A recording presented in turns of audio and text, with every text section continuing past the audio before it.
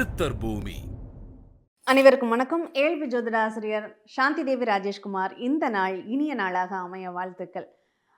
அட்சய இலக்கண பத்ததி. இந்த அட்சய இலக்கண பத்ததி ஜோதிடத்தை படிக்க சொல்கிறோம். ஏன் படிக்க சொல்கிறோம்? ஜோதிடம் படிக்கிறதுனால நமக்கு என்ன பலன்? நிறைய பேருக்கு தோணலாம், எனக்கு ஒரு பலன் தேவைன்னு நான் ஜோதிடரை போய் பார்த்து நம்ம பலன்களை தெரிஞ்சுக்கலாம் அப்படின்னு. ஆனால் இங்கே படிப்பதனால என்ன பலனா, நம்மளுடைய அன்றாட வாழ்க்கையில் நம்ம பிறப்பிலிருந்து நம்மளுடைய வாழ்நாள் இறுதி வரையுமே நமக்கு ஜோதிடம் அப்படிங்கிறது நமக்கு தேவைப்படக்கூடிய ஒரு நிகழ்வாக இருக்குது. அப்படி அந்த தேவைப்படக்கூடிய ஒவ்வொரு நிகழ்வுகளுக்கும் நம்மளை ஒருத்தரை சார்ந்து இல்லாமல் நம்மளே அதை பார்த்து தெரிஞ்சுக்கிட்டோம்னா நம்ம வாழ்க்கையில் எந்த காலகட்டங்களில் எந்த நிகழ்வுகள் என்ன மாதிரியான பிரச்சனைகள். ஒன்றும் இல்லைங்க, இப்போ சமீபத்தில் ஒரு நண்பருக்கு நடந்த நிகழ்வுகள் இது.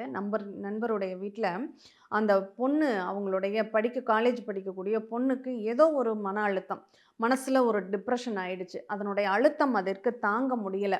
அப்போ அதனுடைய நோக்கம், அதனுடைய சிந்தனைகள் மாறுதுங்கிறத பெற்றவங்க புரிஞ்சுக்கிட்டாங்க. அதுக்கு கேட்கவும் முடியலை, அதுக்கு என்ன தீர்வு அப்படிங்கிறதும் தெரியலை. நம்மக்கிட்ட வந்தாங்க. அந்த பொண்ணு ஜாதகத்தை பார்த்தோன்னா இந்த நேரத்தில் அது அதனுடைய பேரின்பத்திற்காக அல்லது பேராசைக்காக அது ஒரு விதமான கற்பனையால் ஒரு தவறான ஒரு புரிதலோடு அது இருக்குது.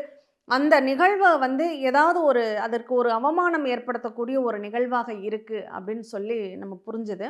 அப்போ புரிஞ்சுக்கும் போது அதை என்ன பண்ணினோம், அதற்கு மாற்று பரிகாரமாக, இது எல்லாருக்கும் சொல்கிறதா அப்படின்னா நிச்சயமாக கிடையாது.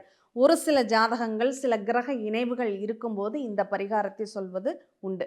அப்போ என்ன பண்ணுறோம், அதில் 11ஆம் பாவகம் சம்மந்தப்படும் போது அந்த குடும்பத்தில் அவங்க சொந்தக்காரவங்களுக்கு ஒருத்தங்க மாற்று இனத்தவர்களோட கல்யாணம் பண்ணிக்கிடுச்சு. மாற்று கம்யூனிட்டியோட கல்யாணம் பண்ணிடுச்சு.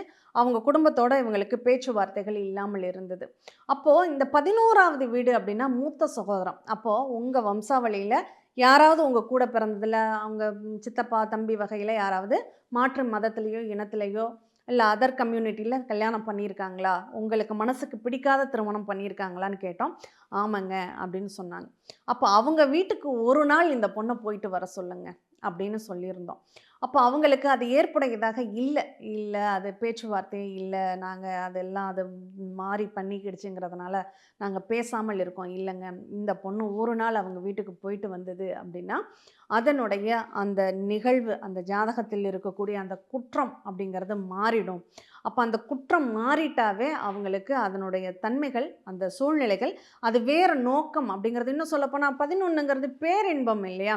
அப்போ இது ஏதாவது அந்நிய மதத்தினோட, அதாவது அதர் கம்யூனிட்டியோட இந்த பொண்ணு கொஞ்சம் பழக்க வழக்கங்களில் கொஞ்சம் மாறுபடும், அதனால் சில கஷ்டங்கள் ஏற்படும் அப்படிங்கிறதுனால இந்த மாதிரி ஒரு பரிகாரத்தை அவங்களுக்கு சொல்லியிருந்தோம். அவங்களும் அதை பண்ணினாங்க. இப்போ அந்த பொண்ணு கொஞ்சம் தெளிவான மனநிலையில் நல்ல அமைப்பில் இருக்குது அப்படின்னு சொல்லலாம்.